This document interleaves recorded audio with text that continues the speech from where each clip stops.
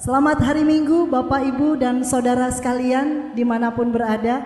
Hari ini adalah Minggu Sengsara yang ke-6 dan kita bersama-sama beribadah kembali. Tidak mengurangi sukacita dan syukur kita kepada Tuhan. Kristus ada di tengah-tengah saudara dan saya. Mari kita merendahkan diri di hadapan Tuhan. Mengawali kebaktian Minggu pada pagi hari ini, kita menundukkan kepala di hadapannya. Merenungkan bahwa dialah yang menjadi utama dalam hidup kita. Keutamaan Kristus, lagu tema 2020.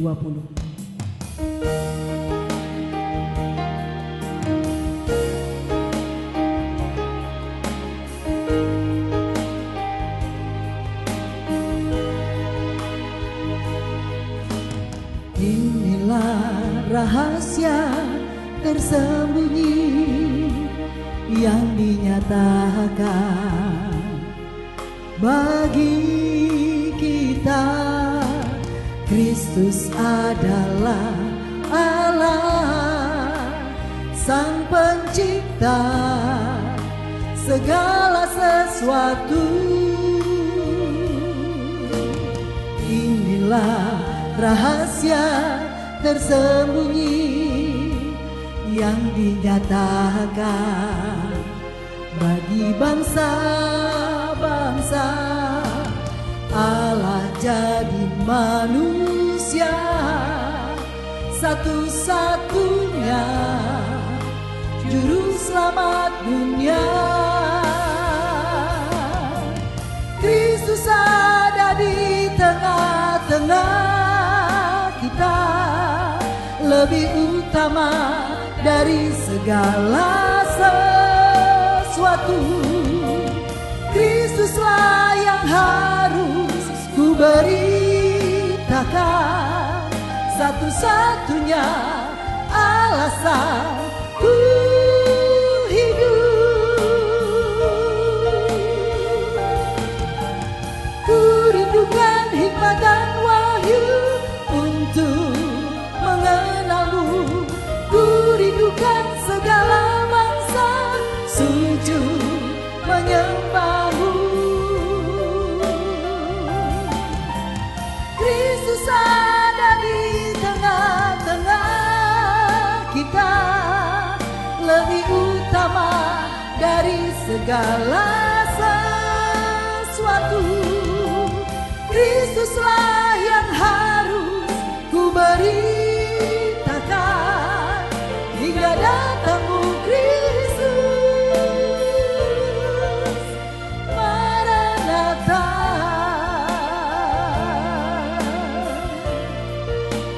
Maranatha,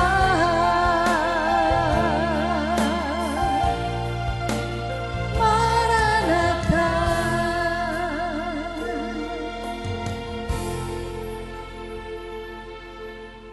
Saya mengundang jemaat untuk berdiri. Mari kita memuji dan meninggikan Dia, satu-satunya pribadi, Allah yang kudus, yang suci, yang layak menerima hormat, pujian, kemuliaan selama-lamanya. Suci, suci, suci, Allah Maha Kuasa. Kita mengangkat pujian bersama dengan penuh hormat kepada Tuhan, dengan penyembahan kepada-Nya. Dia ada di tengah-tengah kita. Dia layak menerima hormat, kemuliaan, pujian, syukur. Haleluya.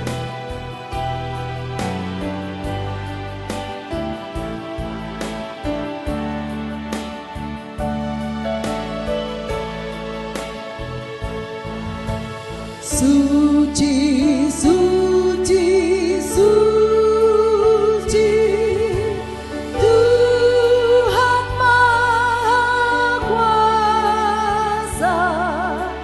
Dikau kami puji di pagi yang teduh. Suci, suci, suci, murah dan perkasa, Allah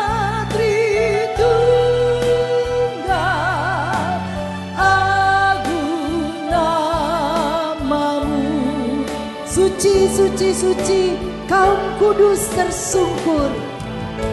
Suci, suci, suci, kaum kudus tersungkur di depan tatamu, memberi mahkotanya. Segenap malaikat sujud menyembahmu, Tuhan yang ada selama-lamanya.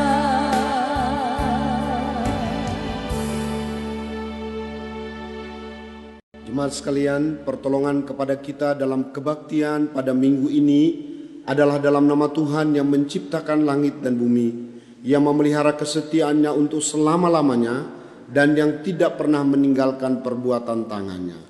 Kasih karunia dan damai sejahtera dari Allah Bapa kita dan dari Tuhan Yesus Kristus, serta persekutuan dengan Roh-Nya yang kudus, kiranya menyertai saudara sekalian. Amin. Nats pembimbing dalam kebaktian kita pada hari ini terambil dari Ibrani pasal yang keempat, ayat yang ke-15, yang demikian bunyinya. Sebab imam besar yang kita punya bukanlah imam besar yang tidak dapat turut merasakan kelemahan-kelemahan kita. Sebaliknya sama dengan kita. Ia telah dicobai, hanya tidak berbuat dosa. Jemaat silakan duduk. Bagaimana Bapak Ibu Saudara sekalian? Ada sukacita hari ini? Amin. Katakan kepada teman di sebelah kanan kiri sambil tetap menjaga jarak, Allahku dahsyat. Allahku dahsyat. Mari kita memuji Tuhan. Dari utara, selatan, barat, timur, semuanya mengangkat pujian bagi hormat, kemuliaan Yesus Kristus Tuhan. Dengan penuh sukacita, bersorak bagi Tuhan.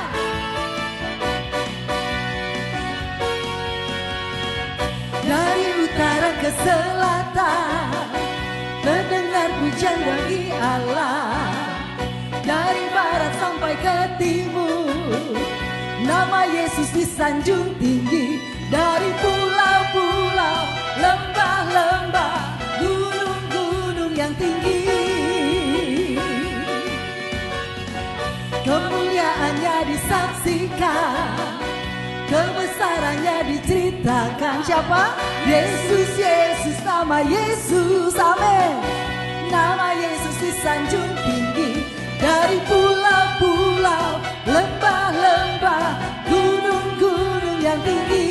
Katakan Allahku dahsyat, Allahku dahsyat berkuasa, seluruh bumi sujud menyembah, tinggikan namamu. Allahku dahsyat berkuasa, seluruh bumi sujud menyembah, tinggikan namamu. Sekali lagi kita memuji Tuhan. Dari utara ke selatan, dari utara ke selatan, terdengar pujian bagi Allah. Dari barat sampai ke timur, nama Yesus disanjung tinggi. Dari pulau-pulau, lembah-lembah, gunung-gunung yang tinggi, kemuliaannya disaksikan, kemuliaannya disaksikan, kebesarannya diceritakan. Yesus, Yesus, nama Yesus, nama Yesus disanjung tinggi. Dari pulau-pulau, lembah-lembah, gunung-gunung yang tinggi. Allahku dahsyat, Allahku dahsyat berkuasa, seluruh bumi sujud menyembah, tinggikan namamu. Allahku dahsyat berkuasa, seluruh bumi sujud menyembah, tinggikan namamu. Allahku dahsyat berkuasa, seluruh bumi sujud menyembah, tinggikan namamu.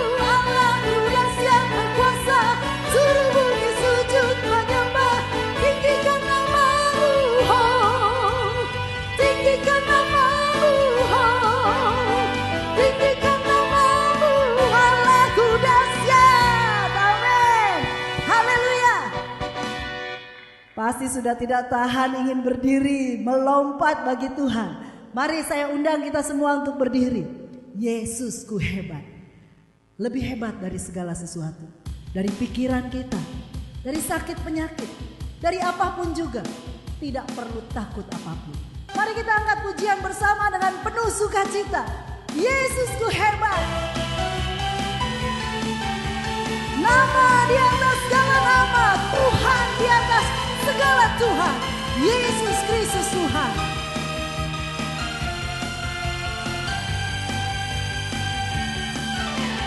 Yesusku hebat, mengatasi pikiranku. Yesusku hebat, menyembuhkanku. Amin. Yesusku hebat, kalahkan si jahat dan dosa. Kebangkitannya menang atas maut. Yesusku hebat. Yesusku hebat, mengatasi pikiranku. Yesusku hebat, menyembuhkanku. Yesusku hebat, kalahkan si jahat dan dosa. Kebangkitannya menang atas maut. Nama di atas segala nama, Tuhan di atas segala Tuhan. Saksikan pada segala bangsa, siapa? Yesusku hebat. Nama di atas segala nama, Tuhan di atas segala Tuhan. Yesusku hebat selama-lamanya. Mari kita memuji Tuhan. Lihat, maut musuh terbesar kita dikalahkan oleh kebangkitannya. Karena itu tidak ada alasan, kita tidak perlu takut. Amin. Yesusku hebat. Yesusku hebat, mengatasi pikiranku. Yesusku hebat, menyembuhkanku. Amin. Yesusku hebat, kalahkan si jahat dan dosa. Kebangkitannya menang atas maut. Nama di atas segala nama, segala nama, Tuhan di atas segala Tuhan. Saksikan pada segala bangsa, Yesusku hebat. Nama di atas segala nama, Tuhan di atas segala Tuhan. Yesusku hebat selama-lamanya.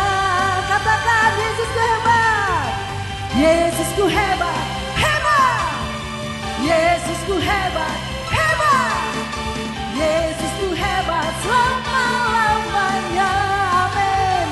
Beri kemuliaan bagi Tuhan. Haleluya. Puji Tuhan. Masih dalam sikap berdiri. Mari kita mengagungkan Dia, meninggikan Dia. Dia berikan berkat kepada kita, berkat yang bersifat umum. Itulah alam semesta yang dapat kita nikmati. Berkat yang khusus, keselamatan di dalam Yesus Kristus Tuhan. Dan yang teramat khusus adalah kelak kita akan bersama-sama dalam kerajaan sorga, bertemu muka dengan Yesus Kristus Tuhan. Mari kita mengagungkan Dia, meninggikan Dia. Yesus Kristus, bila kulihat bintang gemerlapan, hatiku memuji dan menyembah Tuhan, Raja di atas segala raja, Tuhan yang layak menerima penghormatan. Haleluya. Bila kulihat bintang gemerlapan dan bunyi guru riuh ku dengar, ya Tuhanku, tak putus aku heran melihat ciptaanmu yang besar. Maka jiwaku pun memujimu, sungguh besar besar, Kau Allahku, maka jiwaku pun memujimu. Sungguh besar Kau Allahku.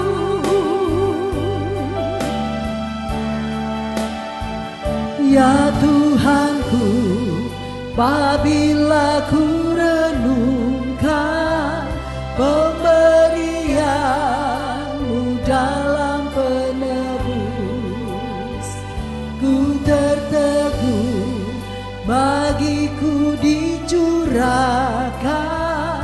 oleh Putra-Mu darahnya kudus. Maka jiwaku pun memuji-Mu, jiwaku pun memuji-Mu. Sungguh besar Kau Allahku, maka jiwaku pun memuji-Mu. Sungguh besar Kau Allahku.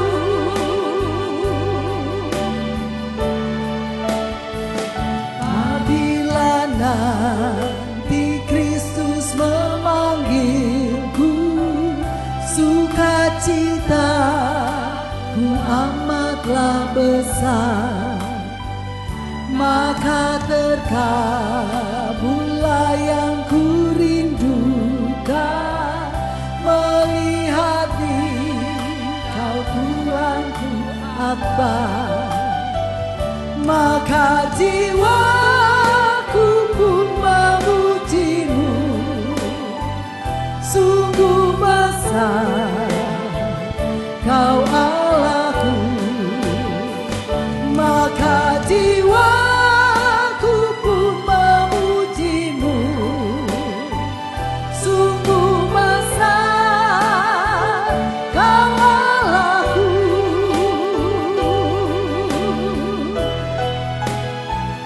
Maka jiwaku pun memuji-Mu. Sungguh besar Kau Allahku, maka jiwaku pun memuji-Mu. Sungguh besar Kau Allahku, sungguh besar Kau Allahku, sungguh besar Kau Allahku.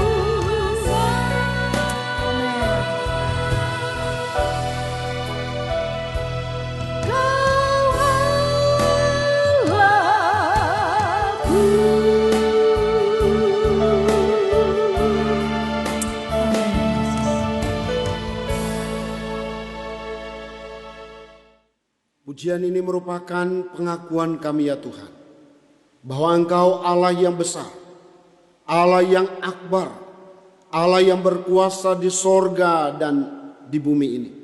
Allah yang mengasihi kami dengan kasih yang sempurna dan yang tidak pernah meninggalkan kami. Terima kasih ya Tuhan, bahwa dalam kebaktian pada hari ini kami beroleh kesempatan satu kali lagi dalam hidup kami untuk bersama-sama membaca dan merenungkan firman Tuhan. Kami berdoa supaya Roh Kudus berkenan memberikan kepada kami hikmat, supaya kebenaran firman Tuhan yang kami dengar dapat kami pahami, kami ingat, dan kami lakukan dalam hidup kami tiap-tiap hari. Bersabdalah ya Tuhan, karena kami telah siap mendengarnya. Amin. Mari kita membuka dan membaca firman Tuhan dari Injil Lukas pasal yang ke-23, ayat yang pertama sampai ayat yang ke-7. Lalu bangkitlah seluruh sidang itu, dan Yesus dibawa menghadap Pilatus. Di situ mereka mulai menuduh dia, katanya, telah kedapatan oleh kami bahwa orang ini menyesatkan bangsa kami dan melarang membayar pajak kepada Kaisar, dan tentang dirinya ia mengatakan bahwa ia adalah Kristus, yaitu Raja. Pilatus bertanya kepadanya, engkaukah Raja orang Yahudi? Jawab Yesus, engkau sendiri mengatakannya. Kata Pilatus kepada imam-imam kepala dan seluruh orang banyak itu, aku tidak mendapati kesalahan apapun pada orang ini. Tetapi mereka makin kuat mendesak, katanya. Ia menghasut rakyat dengan ajarannya di seluruh Yudea. Ia mulai di Galilea dan sudah sampai ke sini.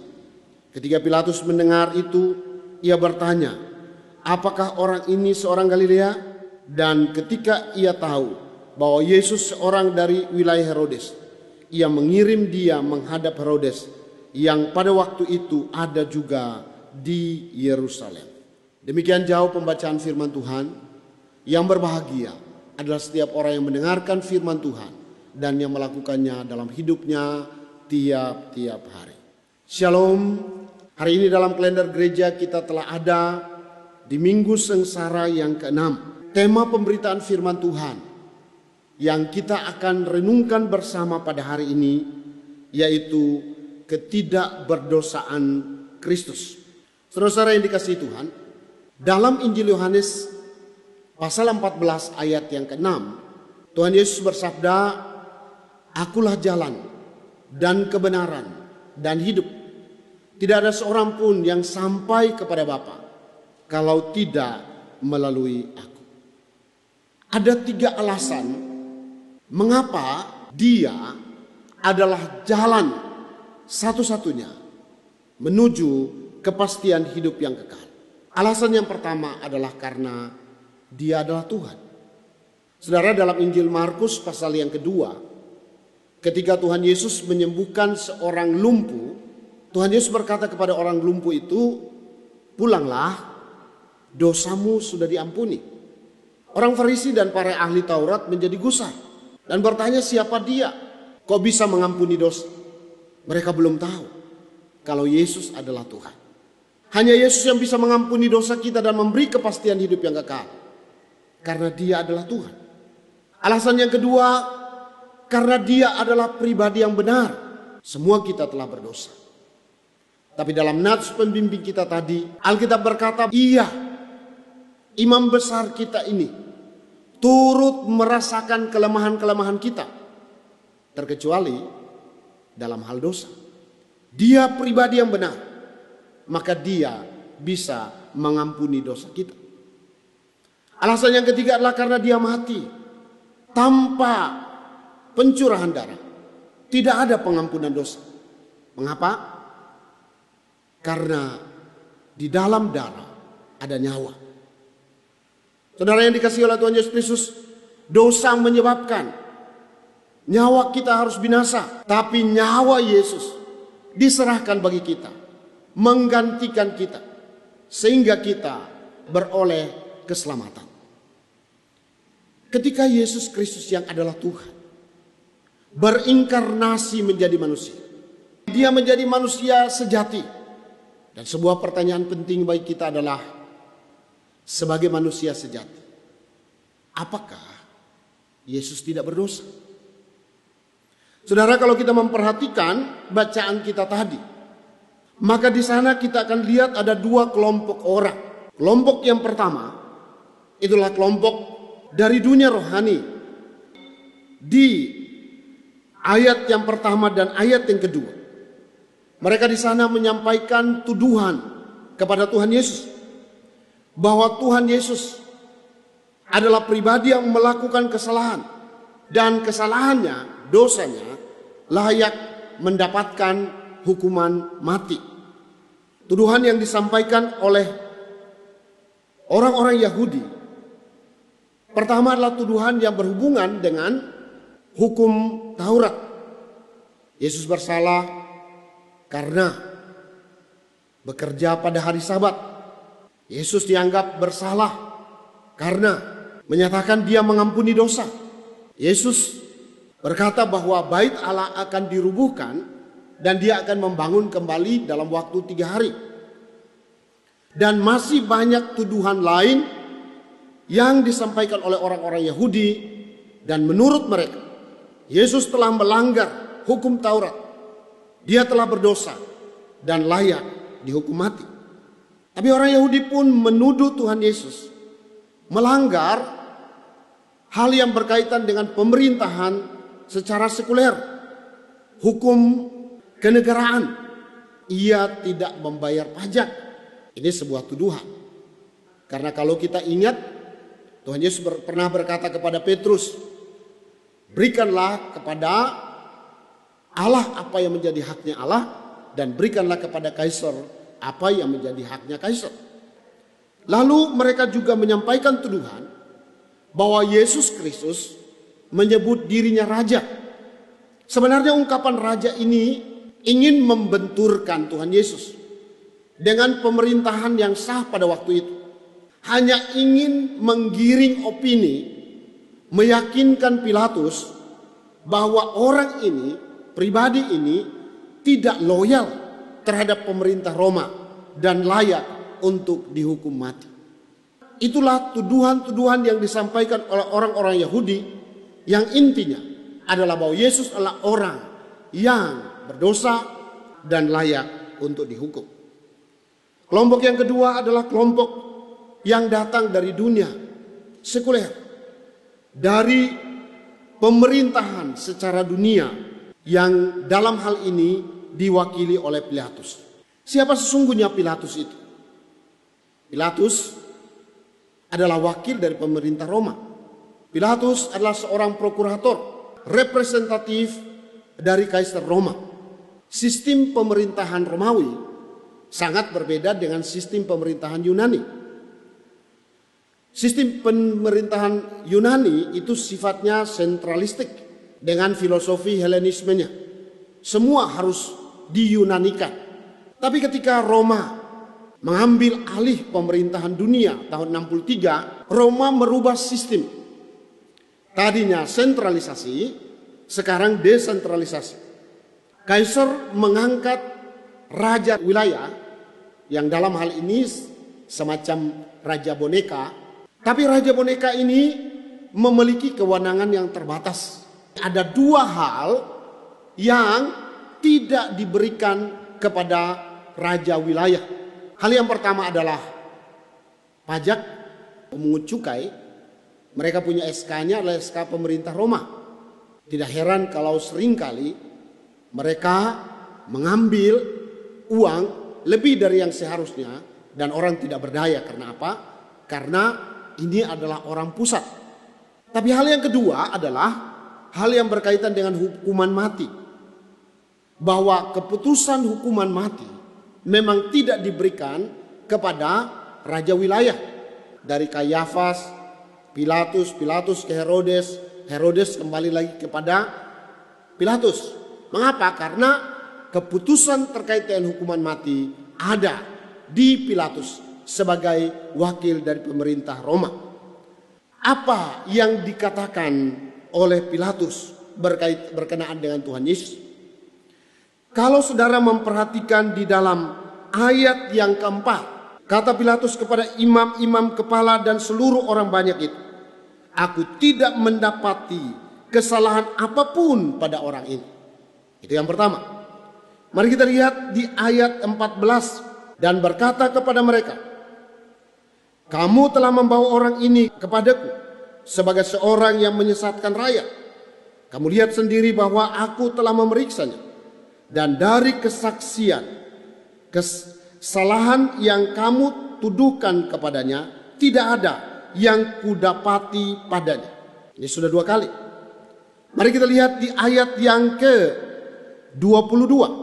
Kata Pilatus untuk ketiga kalinya kepada mereka, kejahatan apa yang sebenarnya telah dilakukan orang ini? Tidak ada satu kesalahan pun yang kudapati padanya yang setimpal dengan hukuman mati. Saudara-saudara yang dikasihi Tuhan, tiga kali secara verbal Pilatus memberikan pengakuan bahwa dia tidak mendapati sesuatu pun yang salah dari Tuhan Yesus. Saudara, bukan hanya sebuah pengakuan bersifat verbal, tapi dari teks yang paralel dalam Matius pasal yang ke-27 ayatnya yang ke-24. Pilatus mengambil air dan membasuh tangan di hadapan begitu banyak orang. Maksudnya adalah bahwa aku tidak bertanggung jawab terhadap darah orang yang tidak bersalah ini. Mengapa Pilatus masuk dalam pengakuan iman rasulik itu?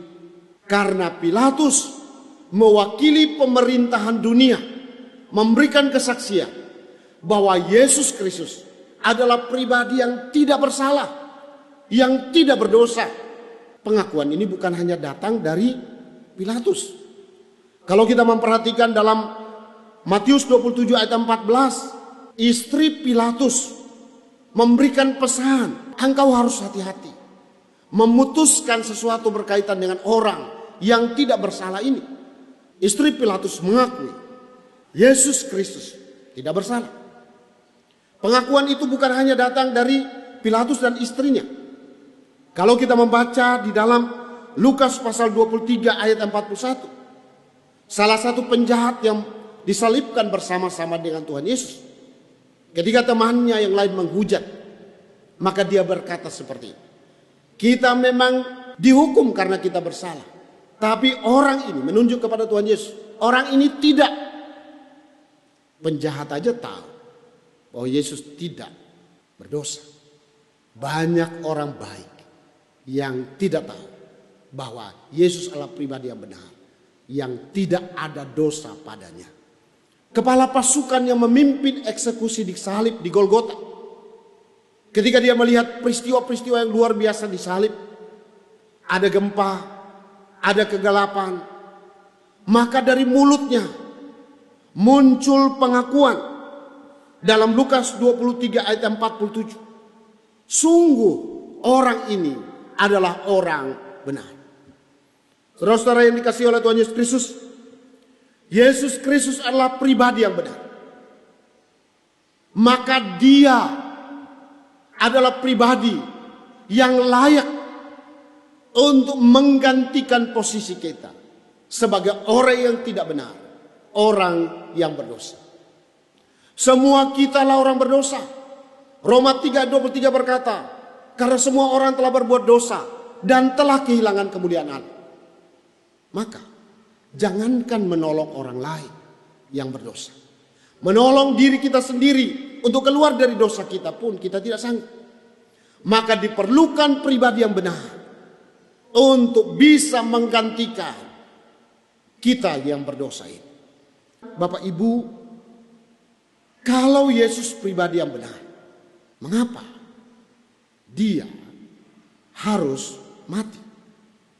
Kalau kita perhatikan di dalam 1 Petrus pasal yang ketiga ayat yang ke-18, sebab juga Kristus telah mati sekali untuk segala dosa kita, ia yang benar untuk orang-orang yang tidak benar.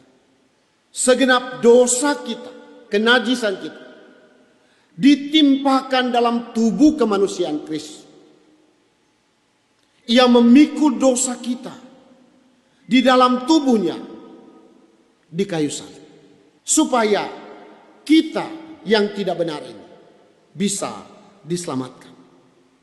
Sebab juga Kristus telah mati sekali untuk segala dosa kita. Satu pribadi yang benar mati untuk semua orang dan untuk semua dosa. Kalau kita bisa melihat sebentar ke perjanjian lama, tuntutan berkenaan dengan pengampunan dosa adalah satu dosa, satu korban. Tapi perhatikan bahwa Kristus pribadi yang benar, dia satu pribadi menggantikan kita semua orang yang sudah berdosa. Satu korban untuk semua orang dan untuk semua dosa. Maka Bapak Ibu dan Saudara, nilai kematian Kristus di salib bukan hanya memiliki nilai rohani, tapi juga nilai ekonomis. Kita masih hidup dalam hukum Taurat. Kalau satu keluarga ada 5 orang, suami, istri, 3 orang anak, maka di sana akan berlaku ketentuan seperti ini. Satu orang itu satu korban, satu dosa. Kalau 5 orang sudah 5 korban hanya untuk satu dosa. Tapi puji Tuhan, Yesus sudah mati menggantikan kita. Dia pribadi yang benar. Satu korban untuk semua orang dan untuk semua dosa. Saudara bangga bertuhankan Yesus. Pribadi yang sangat memperhatikan dan memperjuangkan kepentingan kita. Bahwa kematiannya di salib itu bersifat objektif pasif. Dia mati di salib untuk semua orang. Dan tanpa andil siapapun. Bukan karena kita baik. Maka dia mati untuk itu. Karya Kristus di salib. Yang bersifat objektif untuk semua orang. Tanpa andil manusia itu. Sudah selesai. Dikerjakan oleh Tuhan Yesus di salib. Ketika Tuhan Yesus ada di salib. Ia berkata, tetelestai. Sudah genap. Artinya bahwa semua tuntutan berkaitan dengan pengampunan dosa dan kepastian hidup yang kekal sudah diselesaikan oleh Tuhan Yesus di salib. Kalau begitu, apa sikap kita terhadap karya Kristus di salib itu? Roh Kudus sementara bekerja untuk mengenakan keselamatan ini kepada kita semua. Inilah karya yang bersifat subjektif, aktif. Subjektif artinya tidak bisa diwakili. Bahwa orang per orang. Aktif artinya apa? Artinya harus meresponi. Harus secara pribadi. Memiliki respon terhadap karya Kristus di salib. Alkitab berkata, barang siapa yang percaya kepadanya, dia tidak binasa, melainkan beroleh hidup yang kekal. Percaya kepadanya. Tapi ada seorang hamba Tuhan, namanya Lois Berkov. Dia berkata bahwa yang namanya iman itu ada 4. Ada iman historis, adalah iman yang diwariskan oleh keturunan. Orang tuanya Kristen, otomatis dia jadi Kristen. Ada iman sementara yang dipengaruhi oleh situasi atau keadaan. Sementara dia banyak uang, dia doa anda amin amin. Sementara dia banyak uang, dia akan berkata selamat tinggal Tuhan Yesus. Nanti kita ketemu lagi kapan-kapan kalau saya tidak punya uang lagi. Ada iman yang ketiga namanya iman mujizat. Yang mungkin ke gereja, menyanyi sungguh-sungguh memuji Tuhan, berdoa, dengarkan khotbah, memberi persembahan. Tapi sebenarnya dalam hatinya yang paling penting bagi dia bukan Yesus, tapi mujizat. Contoh yang kita dapat dalam Alkitab adalah 10 orang kusta. Mereka sama-sama berseru kepada Yesus. Dan mereka sama-sama ditahirkan. Tapi berapa orang yang kembali kepada Yesus? Hanya 1. Mengapa yang orang itu tidak kembali kepada Yesus? Karena sebenarnya mereka tidak butuh Yesus. Mereka hanya butuh mujizat. Dan banyak orang Kristen yang sebenarnya lebih membutuhkan mujizatnya Yesus daripada pribadi Yesus itu sendiri. Tapi ada iman yang keempat. Itulah iman yang menyelamatkan. Kalau ada iman yang menyelamatkan, pasti ada iman yang tidak menyelamatkan. Iman historis itu baik, tapi tidak menyelamatkan. Iman sementara tidak menyelamatkan. Iman mujizat pun tidak menyelamatkan. Ketika seorang dari 10 orang itu datang dan tersungkur di hadapan Tuhan Yesus, Tuhan Yesus berkata kepadanya, pulanglah, imanmu telah menyelamatkan engkau. Artinya dosamu sudah diampuni dan engkau beroleh kepastian hidup yang kekal. Ketika seorang memiliki iman yang menyelamatkan, yaitu sungguh-sungguh percaya bahwa Yesus adalah Tuhan, sungguh-sungguh percaya bahwa Yesus adalah juru selamat satu-satu, dan membuka hatinya, mengundang dia masuk dalam hatinya sebagai Tuhan dan juru selamat pribadi. Alkitab berkata, dia yang tadinya adalah orang berdosa mengalami pembenaran, justification, Bukan karena usaha pribadinya menjadi orang benar, tapi dia dibenarkan karena imannya kepada Tuhan Yesus. Saudara-saudara, Yesus Kristus adalah pribadi yang benar, tetapi dibuatnya berdosa. Kepadanya ditimpakan segenap dosa dan kenajisan kita. Di tubuh kemanusiaannya di kayu salib, dia memikul semua dosa dan kenajisan kita, supaya kita yang berdosa mengalami pembenaran oleh kuasa darah Tuhan Yesus.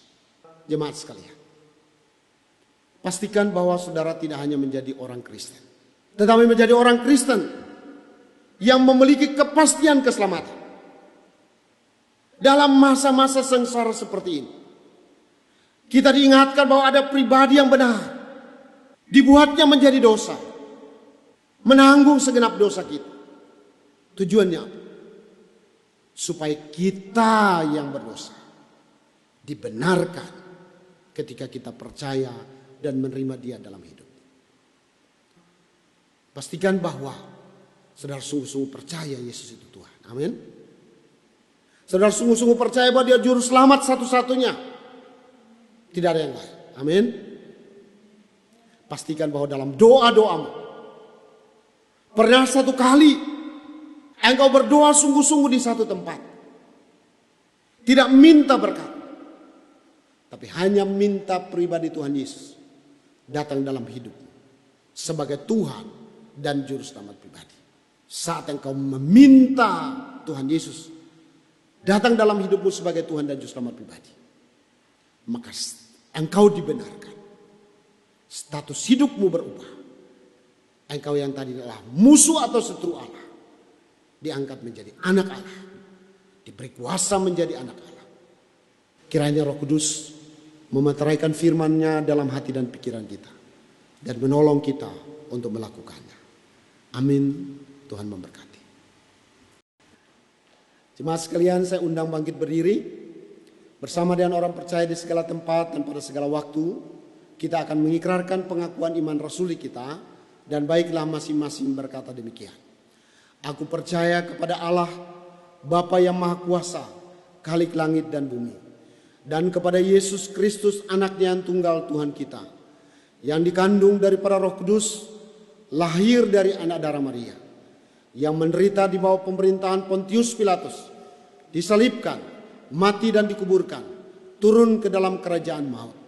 Pada hari yang ketiga, bangkit pula dari antara orang mati, naik ke sorga, duduk di sebelah kanan Allah, Bapa yang Maha Kuasa, dan akan datang dari sana untuk menghakimi orang yang hidup dan yang mati. Aku percaya kepada Roh Kudus, gereja yang kudus dan am, persekutuan orang kudus, pengampunan dosa, kebangkitan daging, dan hidup yang kekal. Amin. Silahkan duduk. Jemaat yang dikasihi oleh Tuhan, saatnya kita akan masuk dalam doa syafaat. Mari kita berdoa. Bapa surga, kami bersyukur untuk kasih dan pemeliharaan Tuhan sepanjang kehidupan kami, baik di dalam keluarga, dalam pelayanan pun dalam pekerjaan. Sekalipun harus kami lakukan dari rumah, tetapi Tuhan sudah menolong kami dalam minggu ini. Kami juga bersyukur bersama dengan jemaat Tuhan yang berulang tahun pada minggu ini. Doa kami ya Tuhan, kiranya Engkau menolong dan memberkati mereka. Dengan bertambahnya usia, kiranya kasih setia Tuhan tetap terus menjadi bagian mereka, dan mereka pun juga semakin mengasihi Tuhan. Terima kasih Tuhan. Pada saat ini kami juga ingin berdoa secara khusus bagi jemaat Tuhan yang sakit, untuk Pak Ngadio yang sedang sakit di rumah, untuk Ibu Sagala yang sedang dirawat di Rumah Sakit Umum Budiasih. Demikian juga doa kami untuk Danis, anak dari Bapak Markus di sektor 8, saudara kami David Nisapih, adik dari Penatua Inggo di Jogja. Kami berdoa juga untuk Bapak Martin Mamesah dan juga anaknya yang juga sedang sakit dirawat di rumah. Tuhan, kami berdoa kiranya lawatan Tuhan menjadi bagian mereka. Demikian juga untuk jemaat Tuhan yang dalam pemulihan di rumah mereka masing-masing. Kami berdoa ya Tuhan, kiranya kasih setia Tuhan menolong mereka, memberkati mereka, bilur-bilur Kristus memulihkan dan menyembuhkannya. Terima kasih Bapa surga. Saat ini juga kami ingin berdoa secara khusus dalam situasi yang terjadi sekarang ini. Kami berdoa kiranya Tuhan menolong, memelihara, dan menjagai kami semua, keluarga demi keluarga, pribadi demi pribadi, dari pengaruh-pengaruh virus corona yang merebak di berbagai tempat. Karena itu ya Bapa, kami rindu bila malaikat sorgawi menjaga dan memeliharakan kami semua. Dan kami rindu supaya di masa kami berkumpul bersama-sama, bersekutu dengan keluarga kami di rumah, bekerja di rumah, kami menjadi pribadi yang semakin kuat di dalam Tuhan. Terima kasih Bapa. Kami juga ingin berdoa untuk gereja kami, Pauk Iktus di Bumi di Gentara Permai. Doa kami kiranya Engkau juga menolong kami dalam segenap pelayanan, sekalipun harus melayani melalui media yang ada saat ini. Kami rindu supaya pelayanan yang dilakukan menjadi berkat bagi seluruh jemaat, bahkan bagi banyak orang. Kami doakan juga untuk jemaat Tuhan yang beribadah di tempat masing-masing, di rumah kami. Tuhan, kami ingin berdoa, biarlah kami tidak kehilangan sukacita, kami tidak kehilangan berkat oleh karena kami beribadah secara online. Tetapi berkat Tuhan tetap ada bersama dengan kami, karena kami percaya bahwa Engkau adalah Allah yang maha hadir di dalam segenap kehidupan kami. Terima kasih Bapa. Kami berdoa kiranya Tuhan memberkati seluruh jemaat dalam pergumulan masing-masing, baik berkenaan dengan pekerjaan, berkenaan dengan kesehatan, berkenaan dengan usaha, ataupun berkenaan dengan masa depan dan studi. Tuhan, kami berdoa kiranya berkat Tuhan menolong dan memberkati seluruh jemaat yang ada. Kami juga tetap berdoa untuk pemerintahan bangsa kami yang saat ini terus mengupayakan untuk penyelesaian virus corona yang sedang merebak ini. Tuhan, kami berdoa Tuhan memberkati baik pemerintah pusat maupun daerah. Kami rindu supaya Tuhan juga menolongnya. Demikian juga kami tetap terus berdoa untuk tenaga medis yang ada di garda depan, untuk menolong saudara-saudara kami yang terkena wabah virus corona ini. Kami berdoa supaya Tuhan memberkati, menjaga dan melihara mereka dengan kasih-Mu. Kami berdoa juga supaya mereka tetap kuat, sehat oleh karena Tuhan. Terima kasih Bapa. Kami juga tetap terus berdoa untuk para TUG kami di seluruh ladang misi di mana Tuhan utus mereka. Kami tetap terus berdoa kiranya pemeliharaan Tuhan, pertolongan Tuhan tetap menjadi bagian mereka. Injil tetap diberitakan sekalipun situasi tidak memungkinkan di saat-saat ini. Terima kasih Bapa surga. Pada akhirnya ya Tuhan, kami menyerahkan seluruh rangkaian doa syafaat kami ke dalam tangan kasih kuasa-Mu, karena kami percaya Engkau adalah Allah kami yang hebat, Allah yang sanggup mengatasi segala sesuatu, Allah yang berkuasa di sorga, di bumi. Karena itu ya Tuhan, kami menyerahkan seluruh rangkaian doa syafaat kami ini ke dalam tangan kasih kuasa Tuhan kami Yesus Kristus yang sudah mengajar kami berdoa. Bapa kami yang di surga, dikuduskanlah nama-Mu, datanglah kerajaan-Mu, jadilah kehendak-Mu di bumi seperti di surga. Berikanlah kami pada hari ini makanan kami secukupnya, dan ampunilah kami akan kesalahan kami, seperti kami juga mengampuni orang yang bersalah kepada kami. Dan jangan bawa kami ke dalam pencobaan, tapi lepaskanlah kami daripada yang jahat. Karena Engkau yang punya kerajaan dan kuasa dan kemuliaan sampai selama-lamanya. Amin. Puji Tuhan. Bapak Ibu sangat diberkati melalui firman Tuhan hari ini. Amin, puji Tuhan. Saat ini kita akan memberikan persembahan syukur kepada Tuhan. Amsal pasal 11 ayat 25 katakan, siapa banyak memberi berkat, diberi kelimpahan oleh Tuhan. Silahkan Bapak Ibu dapat memberikannya di rumah masing-masing. Nanti kalau kita sudah bertemu lagi di gereja bisa dibawa persembahannya. Atau dapat juga transfer ke nomor rekening yang tertera ini. Kita memuji Tuhan. Untuk menghitung berkat Tuhan tidak mungkin terlalu banyak jumlahnya untuk dihitung, karena memang berkatnya melimpah bagi kita. Mari kita memuji Tuhan. Bila topan keras melanda hidupmu, bila putus asa dan letih lesu, hitung berkat Tuhan, engkau akan bersyukur kepada Tuhan.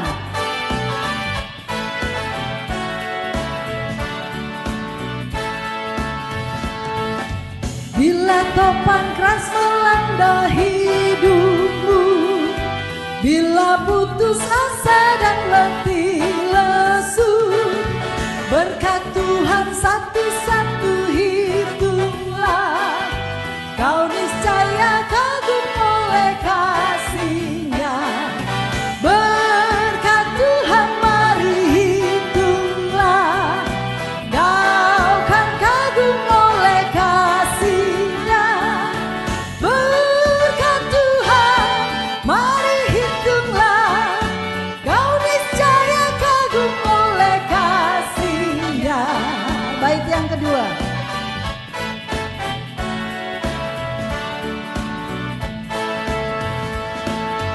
Adakah beban membuat kau penat?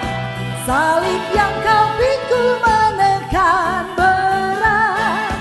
Hitunglah berkatnya pasti kau lega, dan bernyanyi terus penuh bahagia. Berkat Tuhan mari hitunglah, kau kan kagum oleh kasih-Nya. Berkat Tuhan mari hitunglah, kau niscaya kagum oleh kasih-Nya.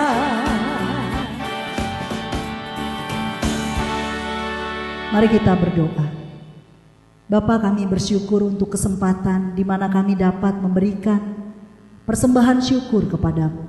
Kami berdoa tangan Tuhan terangkat memberkati apa yang telah kami berikan, supaya dapat digunakan bagi kemuliaan Tuhan. Berkati setiap kami dalam pekerjaan, jadikan berhasil karena disertai Tuhan. Di dalam nama Tuhan Yesus. Amin. Warta Jemaat Gereja Pok Iktus Bumi Dirgantara Permai, Minggu 29 Maret 2020. Berita duka cita. Telah kembali ke rumah Bapa di sorga almarhumah Ibu Semestina Ginting, Sektor 3. Hamba Tuhan, majelis dan jemaat turut berbelasungkawa. Kiranya Tuhan memberi kekuatan dan penghiburan bagi seluruh keluarga yang ditinggalkan. Keluarga besar mengucapkan terima kasih atas doa dan dukungan seluruh jemaat selama almarhumah sakit hingga dipanggil Tuhan. Sekretariat. Seluruh kegiatan pelayanan untuk sementara dinonaktifkan guna meminimalkan pertemuan yang berpotensi menjadi media penularan virus COVID-19. Ibadah umum minggu pagi dan sore selama bulan April 2020 tidak diselenggarakan di gereja, tetapi dialihkan di rumah masing-masing dengan panduan yang disampaikan melalui sektor masing-masing. Warta jemaat akan disampaikan dalam bentuk soft copy melalui WA grup sektor. Perjamuan Kudus. Persiapan Perjamuan Kudus akan dilaksanakan dalam kebaktian online Minggu 5 April 2020 pukul 7 pagi atau 17 sore di rumah jemaat masing-masing. Mohon jemaat mempersiapkan diri.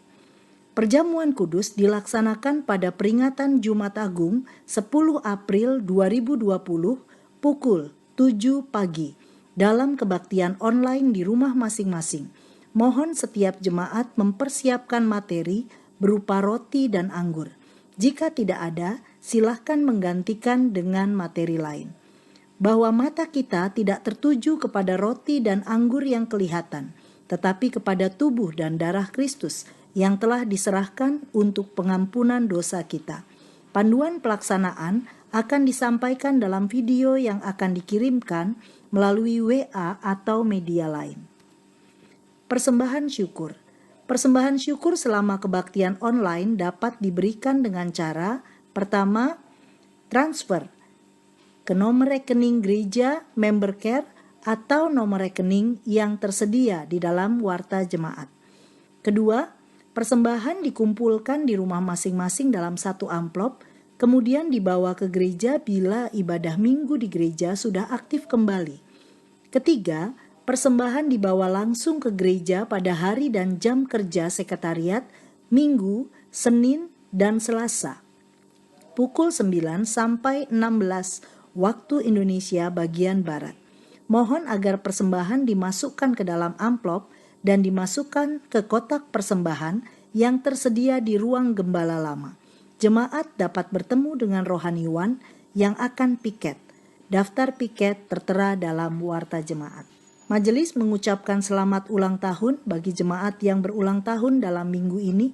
Bagi jemaat yang sakit, kiranya Tuhan yang penuh kuasa menjamah dan memberikan pemulihan. Tuhan Yesus memberkati kita sekalian. Demikianlah warta jemaat hari ini. Shalom. Puji Tuhan, kita punya Allah yang hidup, Allah yang memperhatikan dan peduli dalam hidup kita. Kita tidak perlu takut ketika kita menghadapi bahaya apapun. Tangannya selalu memegang kita dan menuntun kita kepada kemenangan. Saya mengundang jemaat untuk berdiri. Kita akan mengakhiri kebaktian pada hari ini. Biarlah tetap dalam hati yang terpaut kepada Tuhan, berserah kepada Dia. Yesus terang hidupku, tak kutakutkan gelap. Aku telah menerima Engkau dalam hatiku. Aku punya terang hidup yang menuntunku. Aku tidak akan jatuh sampai tergeletak, karena Tuhan ada bersama-sama dengan aku.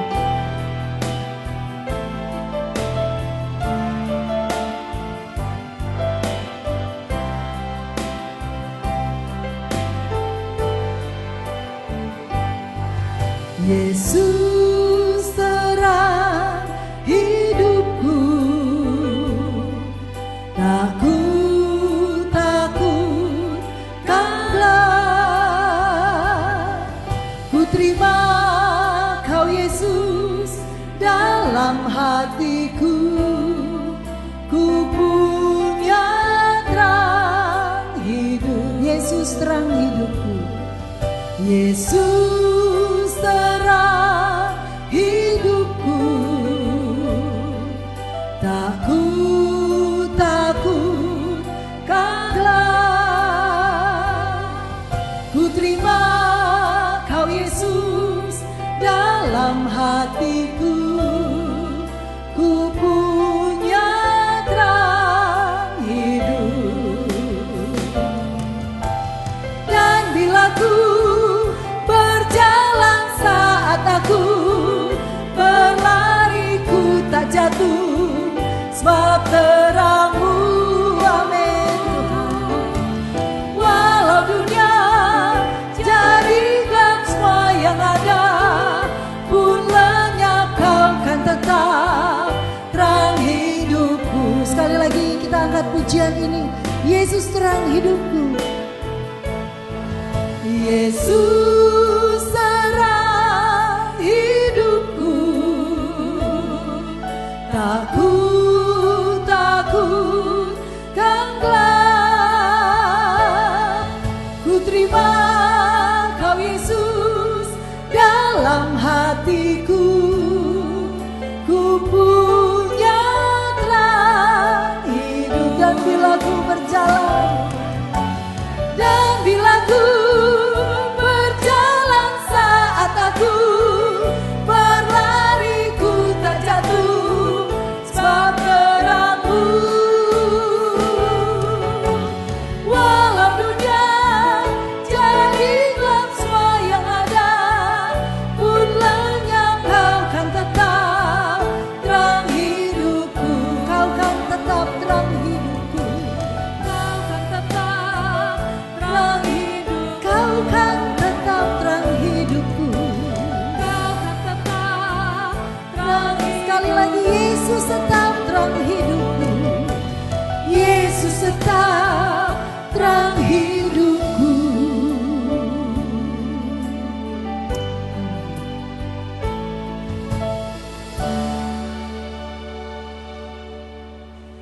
Jemaat sekalian, arahkanlah hatimu hanya kepada Tuhan dan terimalah berkat-Nya. Anugerah Tuhan Yesus Kristus dan kasih Allah Bapa serta persekutuan dengan Roh yang Kudus kiranya menyertai saudara sekalian saat ini dan terus kekal selama-lamanya. Amin.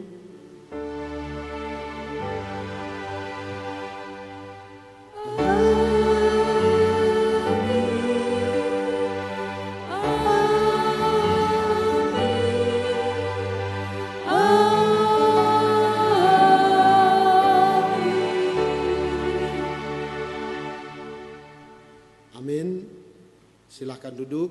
Selamat hari Minggu. Tuhan Yesus memberkati. Haleluya.